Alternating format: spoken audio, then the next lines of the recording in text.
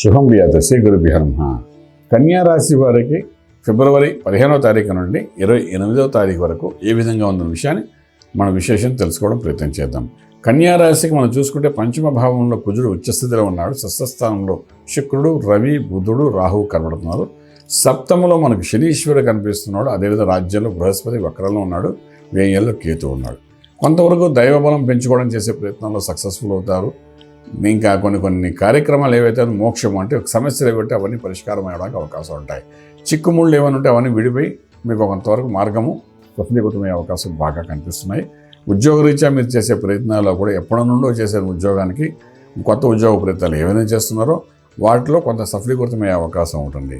ఉన్న ఉద్యోగంలో ఉన్న సమస్యల నుండి బయటపడడానికి కూడా అవకాశాలు ఉంటాయి. ఎప్పటి నుండో మీరు వెయిట్ చేస్తున్న ప్రమోషన్ కానీ ఇంక్రిమెంట్స్ కానీ ఏమైనా కూడా వచ్చే అవకాశాలు కనబడుతున్నాయి. అలాగే మీకు ఏంటంటే వ్యాపారంలో కూడా ఎంతో కాలంగా చేస్తున్న వ్యాపారంలో ఒక డెవలప్మెంట్ అవ్వకుండా ఉన్నదానికి కొత్తగా డెవలప్మెంట్ అవ్వడానికి కావాల్సిన ప్రయత్నాలు ఏదైతే చేస్తున్నారో అవన్నీ సక్సెస్ఫుల్ అయ్యే అవకాశం బాగానే కనిపిస్తుంది. ఇంపోర్ట్ ఎక్స్పోర్ట్ వ్యాపారాలు న్యూట్రల్గా కనబడుతున్నాయి. శుభవార్తలు వింటారు, శుభమైన కార్యక్రమాలు పాల్గొంటారు.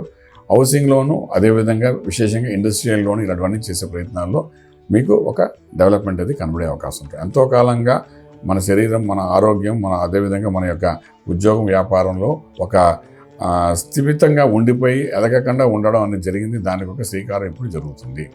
చిన్న డెవలప్మెంట్స్ మొదలవుతాయి. ఇక్కడ నుండి రాజమార్గాలు మొదలవుతాయి. Okay fine.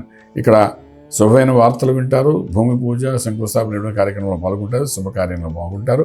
విదేశాలకు వెళ్ళి చదువుకోవాలనుకున్న విద్యార్థులకి పెద్దగా చెప్పుకో డెవలప్మెంట్ లేకపోయినప్పటికీ విదేశాల్లో చదువుకుంటున్న విద్యార్థులు ఉద్యోగరీత్యా మంచి డెవలప్మెంట్స్ వచ్చే అవకాశాలు బాగా కనిపిస్తున్నాయి.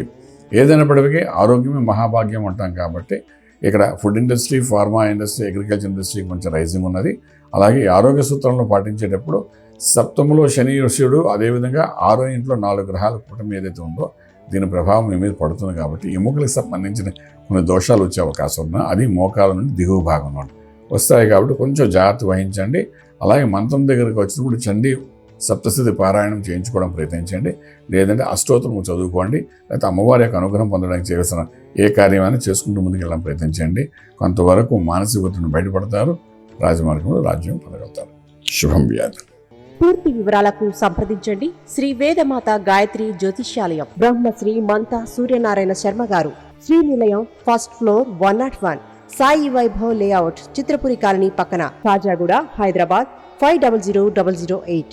సంప్రదించవలసిన ఫోన్ నంబర్ 8855559147, 8855559148, 9849996644.